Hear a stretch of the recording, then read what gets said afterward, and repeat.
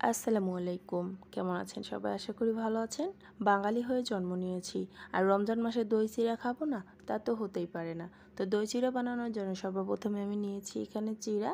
এখানে আমি 2 কাপ পরিমাণে চিড়া নিয়েছি, আর চিড়াগুলোকে আমি আগে থেকে ধুয়ে ক্লিন করে নিয়েছিলাম। আর চিড়াগুলো এখন একটু দেখতে পাচ্ছেন ফুলে গিয়েছে।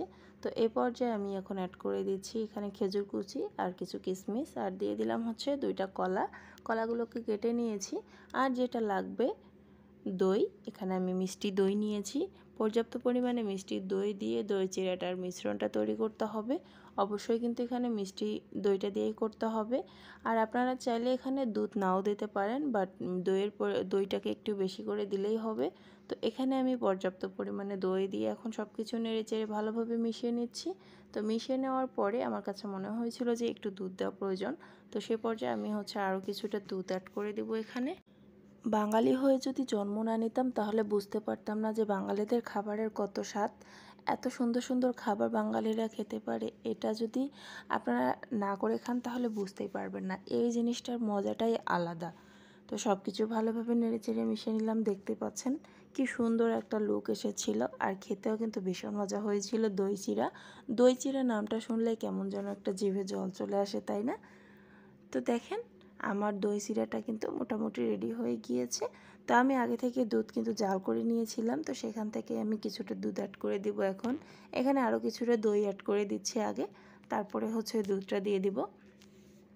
এটা যখন আমার ছেলে খেয়েছিল তখন তো সে মহা খুশি হয়ে গিয়েছিল যে এটা এতটাই মজা ছিল।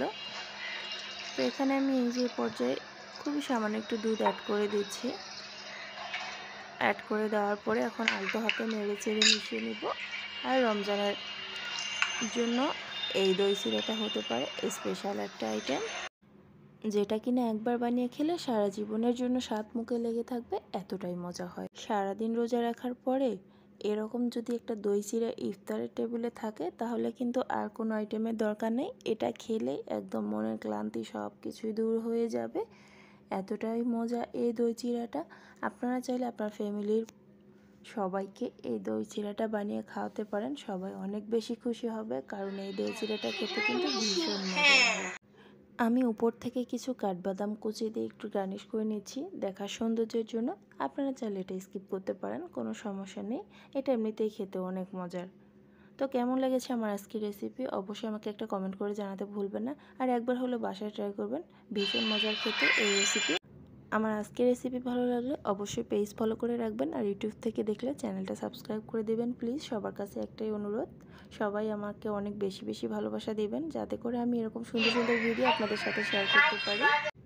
এই মজার মজার খাবারগুলো ফ্যামিলি সবাইকে সার্ভ করে দিচ্ছি এখন। সবাই মিলে খুব এনজয় করে আজকের ইফতারিটা হবে। যাই হোক, আল্লাহ হাফিজ সবাইকে।